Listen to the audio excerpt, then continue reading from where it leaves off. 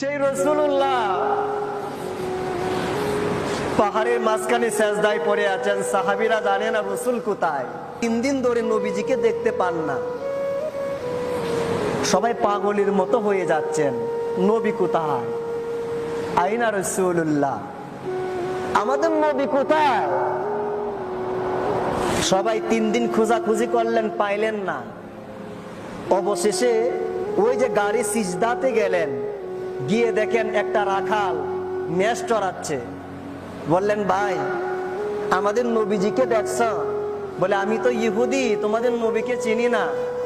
তবে গত 3টা দিন ধরে এই 2 পাহাড়ের মাঝখানে একজন মানুষ সিজদায় পড়ে আছেন।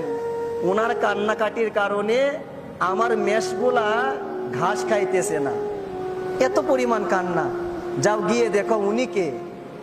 সাহাবীরা গিয়ে দেখলেন যে উনি আর কেউ নয়, উনি হচ্ছেন মুহাম্মাদুর, বলেন না মুহাম্মাদুর রাসূলুল্লাহ সাল্লাল্লাহু আলাইহি ওয়া আলিহি ওয়াসাল্লাম।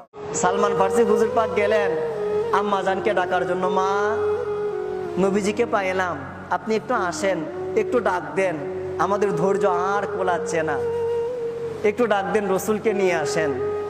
মা ফাতিমা যেই মাত্র ঘর থেকে বের হবেন, উনি একটা চাদর মোবারক নিলেন। এই চাদর দেখে সালমান ফারসি হুজুর পাক চোখের পানি ছেড়ে দিলেন। কারণ মা ফাতিমা 8টা জান্নাতের সর্দারিনী,